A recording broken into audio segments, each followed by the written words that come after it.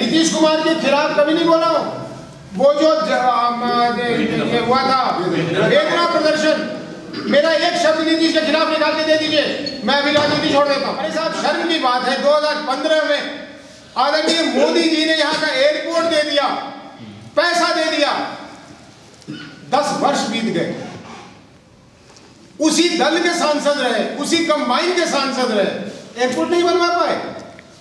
मैं उन पर सीधा आक्षेप लगाता हूं कि उन्होंने पूर्णिया के साथ गलत किया। मैं बता रहा हूं कि गलती से फिर से सांसद बना और फिर वो परिस्थिति उत्पन्न हुई तो उसे तिगुना करूंगा।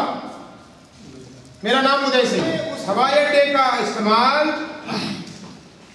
नागरिक उड्डयन के लिए हो, हथियारों को गिराने विराने के लिए न हो। पप्पू यादव कर दें, पप्पू यादव में क्या बुराई है? पप्पू यादव कर दें, वो तो और भी मेरे से भी तेजी से करेंगे, क्योंकि तो वो बुलडोजर वगैरह भी खुद चला लेंगे। तो सब लोग कह रहे थे, बड़े बड़े नेता, कि किसी का दरवाजा किसी के लिए कभी बंद नहीं होता, आवश्यकता अनुसार खुलता है, फिर बंद हो जाता है, फिर वो छिटकिनी लगाना भूल जाते हैं, फिर कोई चोर दरवाजे से घुस जाता है। ऐसा अहित ना हो जिसको रोकने का या वो अहित नहीं होने देने का मेरे पास, मेरे माध्यम से कोई विकल्प होगा तो उसका मैं जरूर प्रयोग करूंगा। कि भाई मुझे तो इतने प्रणाम मिले कि मैं आते आते मैं हाथ से प्रणाम करते करते थक गया। तो ये भी आने वाले चुनाव में एक अच्छा मनोरंजन का विषय रहेगा। पूर्णिया के पूर्व सांसद सह कांग्रेस के वरिष्ठ नेता उदय सिंह उर्फ पप्पू सिंह जल्द कर सकते हैं पूर्णिया से लोकसभा चुनाव लड़ने की घोषणा। दरअसल पूर्णिया के पूर्व सांसद उदय सिंह उर्फ पप्पू सिंह पूर्णिया अवस्थित अपने आवास पर प्रेस को संबोधित कर रहे थे। प्रेस को संबोधित करते हुए उन्होंने कहा कि उनके केंद्र बिंदु में यहाँ की जनता सर्वोपरि है। वह चुनाव लड़े या न लड़े ये मायने नहीं रखता है, लेकिन पूर्णिया की जनता उसके लिए हमेशा सर्वोपरि रहा है। साथ ही उन्होंने कहा कि वर्तमान में पूर्णिया की जो दशा है, इससे साफ तौर पर लगता है कि विगत 10 वर्षों से जिस तेजी के साथ पूर्णिया का विकास होना था वो नहीं हो पाया है।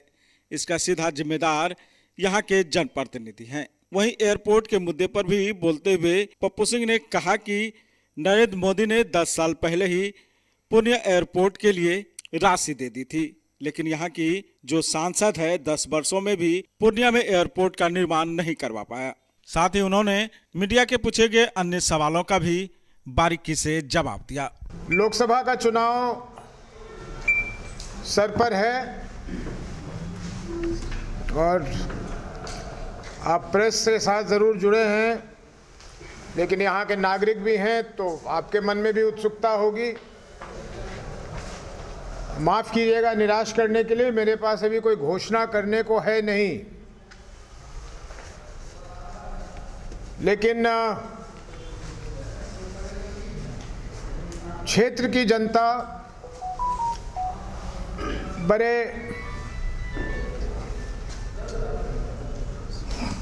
क्या कहें, परेशानी भरी निगाहों से या उत्सुकता भरे निगाहों से देख रहा है कि पूर्णिया में उसके पास विकल्प के तौर पे क्या क्या मिलने वाला है। और क्योंकि आज मैं क्षेत्र में गया था और मौका मिला कि कुछ जगहों पे रुककर लोगों से कुछ मशवरा करूं,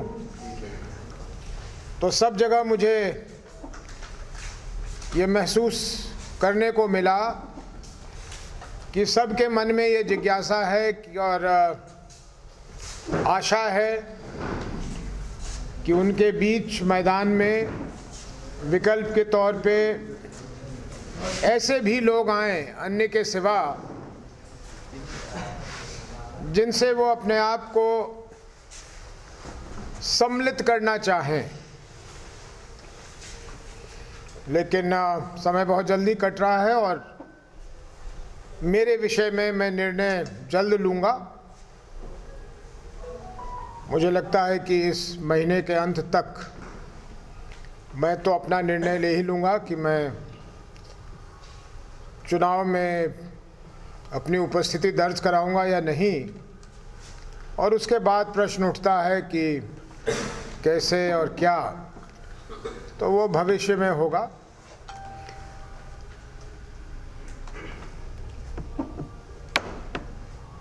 जितने बार आया हूं पूर्णिया, लोगों की शिकायतें बढ़ी हुई मिली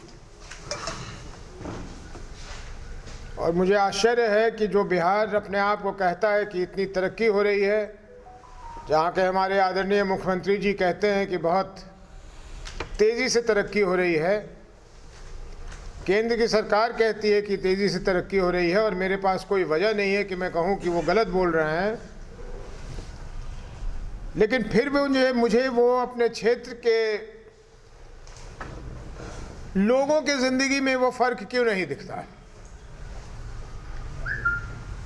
इमारतें बनती हुई दिखती हैं, सड़कें भी बन जाती हैं, पुल का भी निर्माण होने लगता है, लेकिन लोगों के चेहरे पे जो शिकन है, जो परेशानी है, वो क्यों नहीं दूर होती। और किसी भी सरकार के लिए, किसी भी नेतृत्व के लिए, किसी भी प्रतिनिधि के लिए सबसे आवश्यक है कि वो अपने जनता के चेहरे पर जो शिकन है उसको कम करे।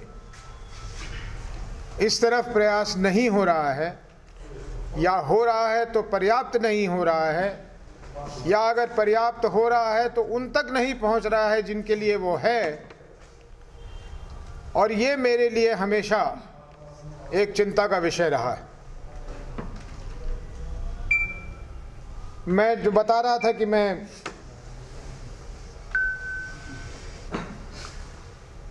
रुपौली क्षेत्र तक गया था, तो वहाँ लोगों ने मेरा ध्यान आकृष्ट किया कि आपको प्रणाम वरनाम मिला या नहीं मिला। तो पहले मैं समझा नहीं, तो फिर उन्होंने बताया कि नहीं, रास्ते में आपको पूर्णिया प्रणाम पूर्णिया मिला या नहीं मिला। तो मैंने उनसे कहा कि भाई मुझे तो इतने प्रणाम मिले कि मैं आते आते मैं हाथ से प्रणाम करते करते थक गया। तो ये भी आने वाले चुनाव में एक अच्छा मनोरंजन का विषय रहेगा।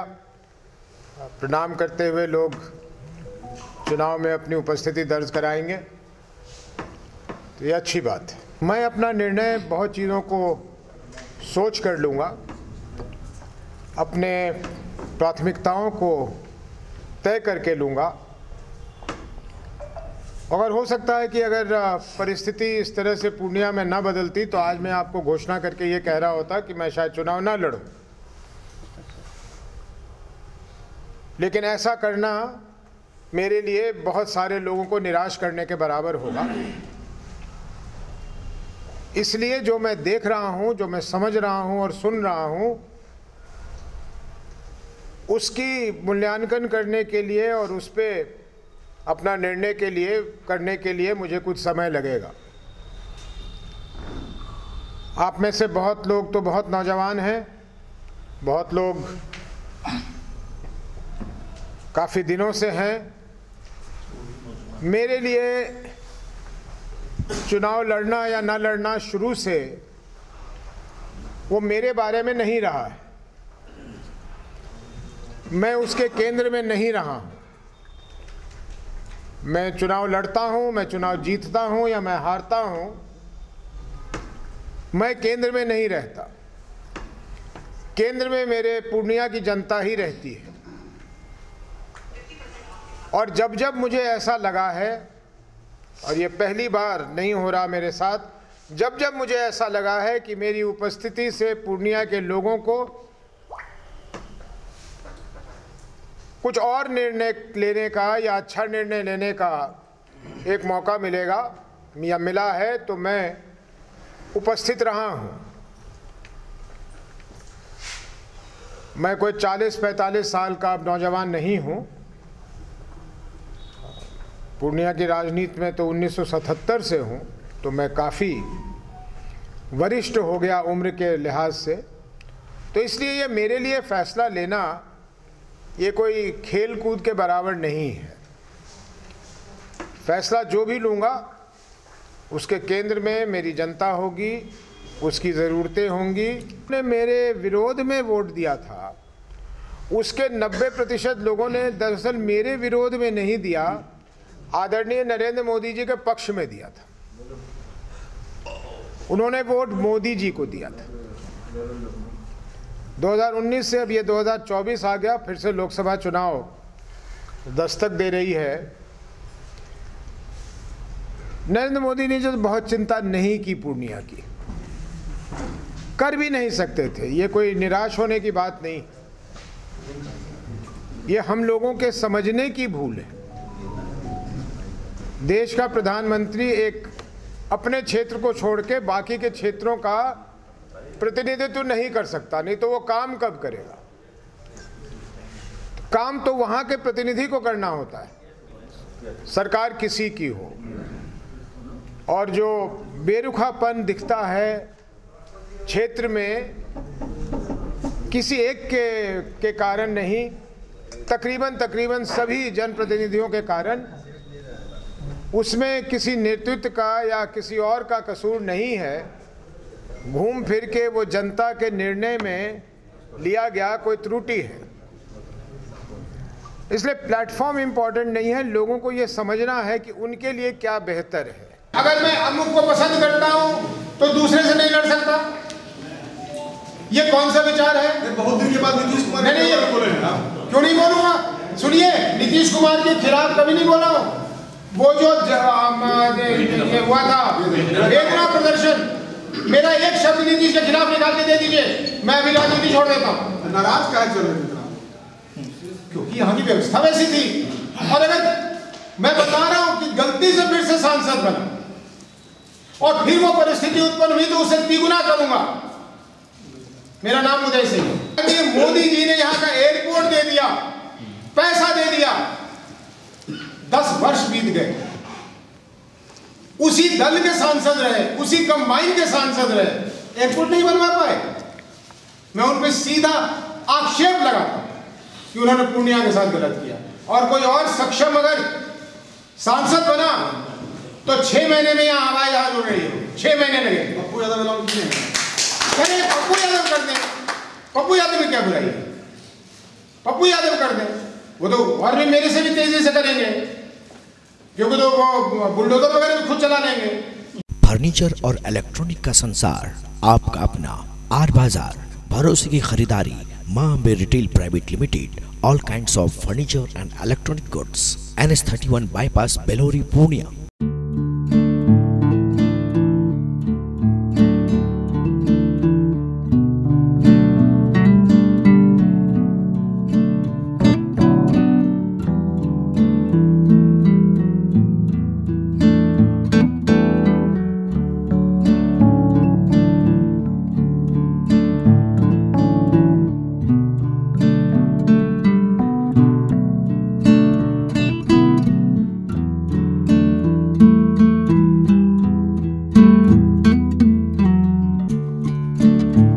फर्नीचर और इलेक्ट्रॉनिक का संसार, आपका अपना आर बाजार, भरोसे की खरीदारी, Maa Ambe retail private limited, all kinds of furniture and electronic goods, NS31 bypass, Belori, Purnia. Hi dear viewers and the parents of Purnia, wish you a very happy and a prosperous new year. My name is Jayalakshmi. I am the principal of Mount Science School, Koshi Colony, Purnia.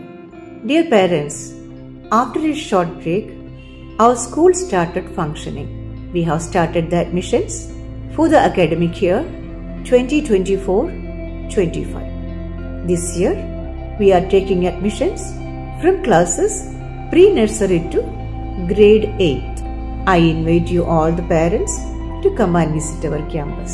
Thank you. Have a great time. May the Lord Almighty bless you all.